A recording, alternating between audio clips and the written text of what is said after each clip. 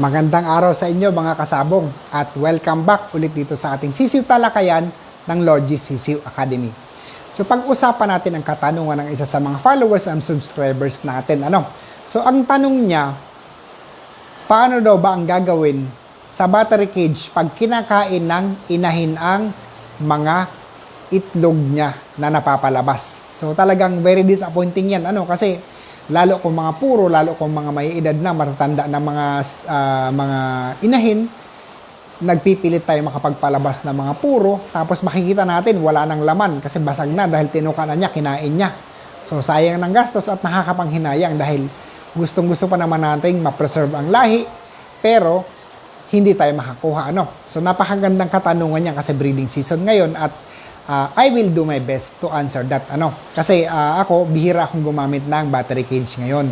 Kasi karamihan sa mga manok, since nakapag-ipon na ako ng mga materials, flock mating na ako. So, 6-7 magkakapatid, isang lalaki, ganun ang ginagawa ko para hindi masyadong matrabaho at hindi magkamali ang mga tao. So, ngayon, sa battery cage, kung kinakain ng inahin, I think nasa design niya ng pagkaka-install. Kasi ang battery cage, kung mapapansin nyo, dapat nakalagay ng slightly pababa, hindi pantay. Kasi pag pantay, pag itlog ng inahin, hindi gagalaw ang itlog, nandyan lang yan. Susceptible siya na mabasag kasi pwedeng tukain niya, pwede niyang matapakan, in any case, masisira siya. Ang design ko before ng battery cage is slightly pababa ng konti para pag umitlog ang babae, pag umitlog, gugulong kaagad siya. So, pag pumunta sa dulo, hindi naman maaabot na ng babae yan para tukain. Or baka ang design ng battery cage na nabili nyo, masyadong maigsi, inaabot pa rin ang tuka niya, wala talaga tayong magagawa doon, kundi bantayan. So, pag ganyan, pag importante para sa akin, kailangan bantayan ng breeder natin. So, makikita mo naman yan . So, may mga oras naman, may mga oras na nangingitlog ang mga babae. So, kung matatandaan nyo, kunyari, umuupo na, nagpapakita na ng sign na mangingitlog na siya, medyo tingnan-tingnan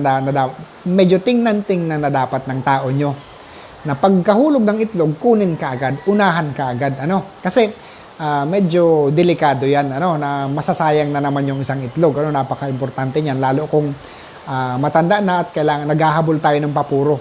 So, ang iba naman, ang ginagawa nila, naglalagay ng trap nest. Pero yung trap nest pa rin, medyo pababa ng konti. Para pag umitlog, yung babae, mahuhulog pa rin ng pababa ng konti doon sa dulo. Since trap nest ito, hindi siya makalabas. Wala siyang access para matuka niya ang mga itlog niya. Wala siyang access para matuka niya ang mga itlog niya.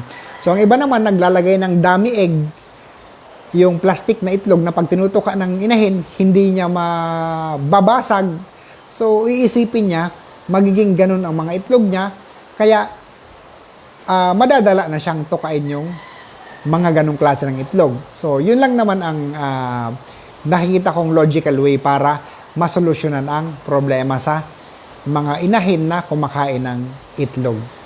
Either bantayan or gumawa ng trap nest na medyo na wala siyang access pag nahulog ang itlog, or yung battery cage nyo medyo habaan nyo ng konti yung pababa para walang access ang manok na tukain yung itlog na. So yun lang guys, maraming salamat sa inyong lahat. Master Marcos ulit ito ng Lord G Sisiw Academy.